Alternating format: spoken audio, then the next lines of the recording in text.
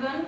Today we are continuing with the chapter biomolecules and the topic we have taken is disaccharides.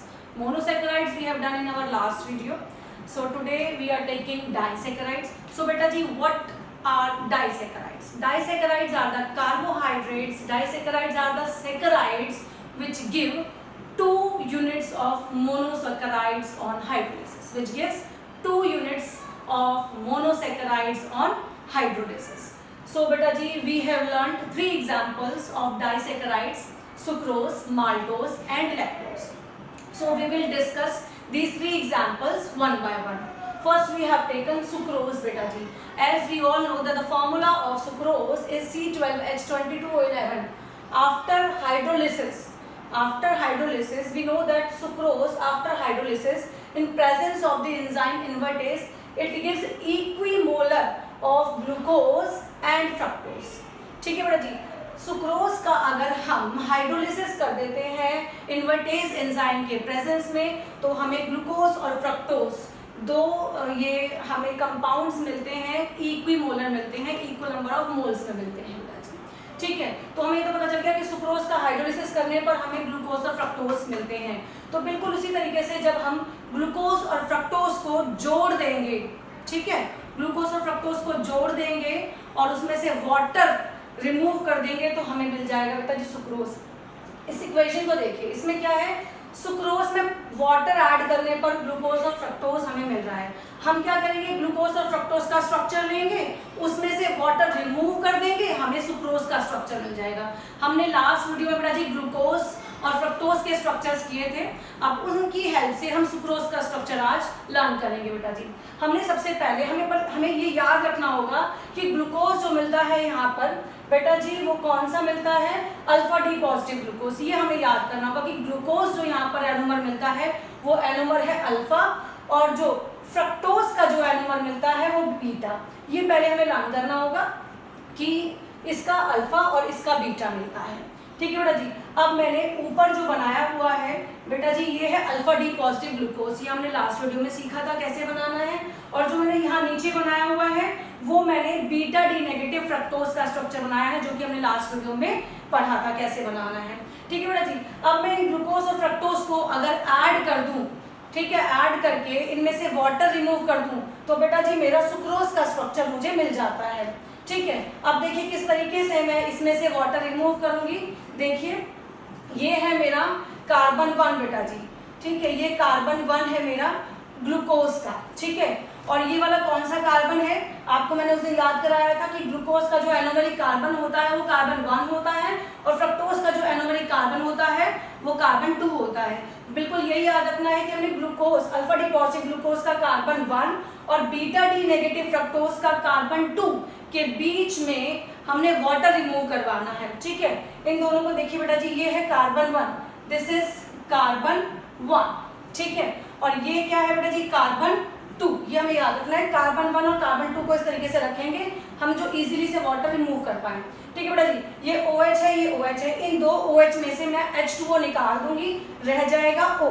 ठीक है बेटा जी, OH और OH मैंने यहाँ से 2 OH निकाल के बीच में एक O छोड़ देना है, ये रहा वो O और बाकी मैंने रिमूव कर दिया बेटा जी वाटर.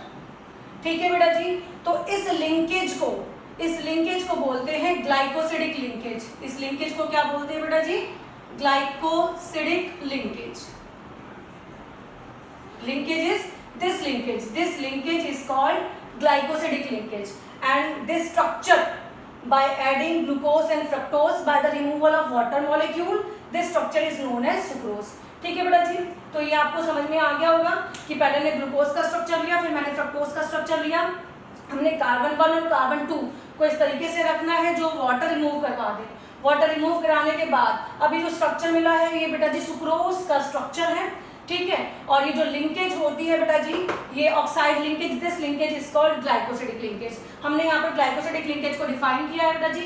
2 मोनोसैकेराइड्स यूनिट्स जब ज्वाइन करते हैं एक ऑक्साइड लिंकेज हमें मिलती है वाटर को रिमूव कराने के बाद, उस ऑक्साइड लिंकेज को ग्लाइकोसिडिक लिंकेज कहते हैं बेटा जी. This is written over here. ठीक है बेटा जी। इसके बाद एक और इम्पॉर्टेंट चीज़ यहाँ पर जो क्वेश्चन के फॉर्म में हमसे पूछी जाती है, हमने पढ़ा था कि जो डाइसैकेराइड्स में सुक्रोज है वो नॉन रिड्यूसिंग है। पढ़ा था हमने कि डाइसैकेराइड्स में जो सुक्रोज है वो नॉन रिड्यूसिंग है, बाकी के जो दो है माल्टोज लैक्टोज वो रिड्यूसिंग है। अब ये नॉन रिड्यूसिंग क्यों है? हमने पढ़ा था क्लासिफिकेशन में कि रिड्यूसिंग नॉन रिड्यूसिंग क्या होता है। नॉन रिड्यूसिंग हमने पढ़ा था जो कि टॉलरेंस और फैलिंग्स को रिड्यूस नहीं कर पाता। क्यों नहीं कर पाता? क्योंकि इसके जो फंक्शनल ग्रुप हैं वो बॉन्डेड हैं, वो फ्री नहीं है। तो साफ साफ यहाँ पे दिखाई दे रहा है बेटा जी कि जो फंक्शनल ग्रुप है यहाँ पर बॉन्डेड है। फंक्शनल ग्रुप हमारा जो ग्लूकोज का था वो कार्बन 1 पर CHO था, तो वो ये है बेटा जी। ठीक है, हमने इसको रिंग बना दिया। ऐसे ही फ्रक्टोज का जो कीटोनिक ग्रुप था वो कार्बन 2 पे था, ये कार्बन 2 है। ठीक है बेटा जी। अब कार्बन 1 जो एल्डिहाइडिक था ग्लूकोज का, यहाँ पर कार्बन 2 जो कीटोनिक था फ्रक्टोज का, दोनों ही फंक्शनल ग्रुप यहाँ पर ग्लाइकोसिडिक लिंकेज में इन्वॉल्व हो गए हैं, इसीलिए वो ग्रुप फ्री नहीं है। तो बेटा जी वो टॉलरेंस और फैलिंग्स को रिड्यूस नहीं करेंगे, इसीलिए हमारा जो सुक्रोज है वो क्या कहलाता है बेटा जी? Non reducing sugar. ठीक है, सुक्रोज को हम कहते हैं non reducing sugar. Okay, now the third point बेटा जी about sucrose which is very important point, that sucrose is known as invert sugar.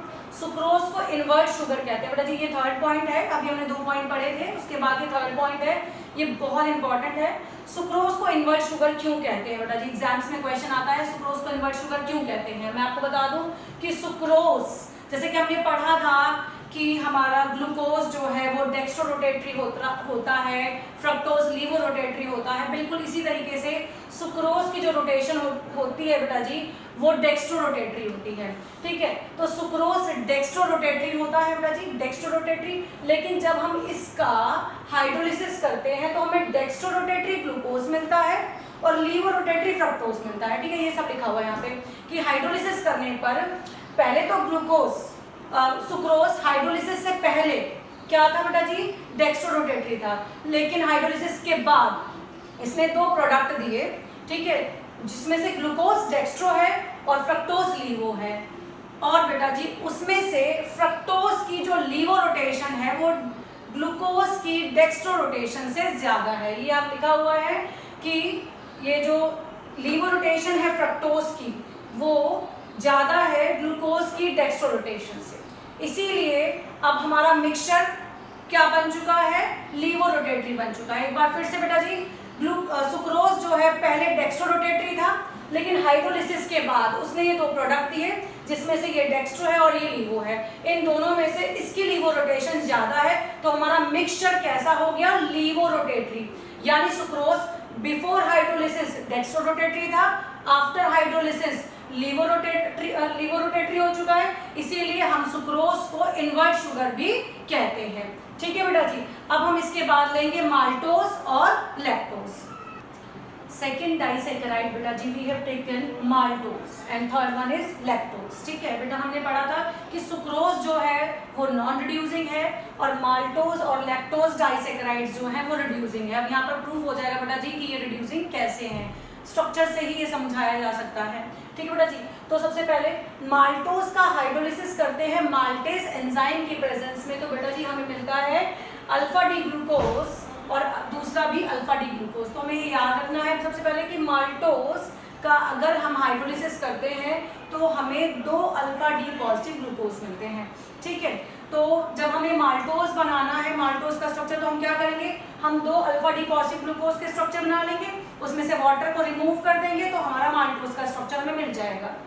ठीक है, ये देखिए बेटा जी, ये है मेरा एक अल्फा डी पॉजिटिव ग्लूकोज और ये है मेरा दूसरा अल्फा डी पॉजिटिव ग्लूकोज। सबसे पहले हमने अल्फा डी पॉजिटिव ग्लूकोज के स्ट्रक्चर तो हमने पिछले वीडियो में पढ़े ही थे कि कैसे बनाने हैं। तो यहाँ पर मैंने ये 2 अल्फा डी पॉजिटिव ग्लूकोज बिल्कुल एज इट इज बना दिए हैं आमने सामने।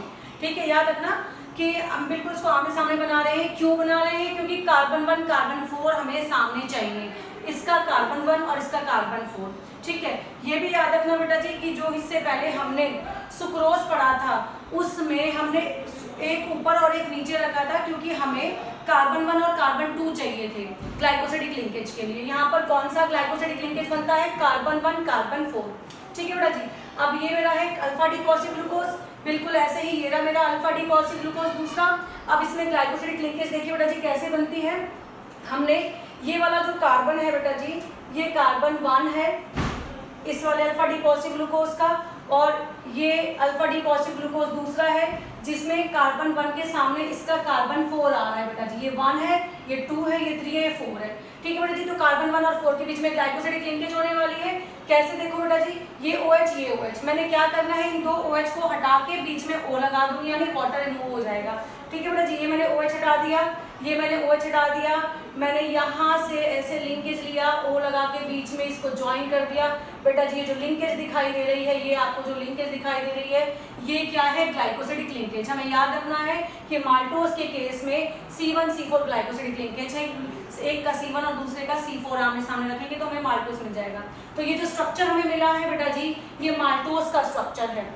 ठीक है, अब हम बात करते हैं कि ये रिड्यूसिंग कैसे है बेटा जी। इसको देखो बेटा जी, ये है हमारा ग्लूकोज का पहला मॉलिक्यूल, और इसमें जो रिड्यूसिंग जो फंक्शनल ग्रुप होता है कार्बन 1 पे, वो ये रहा।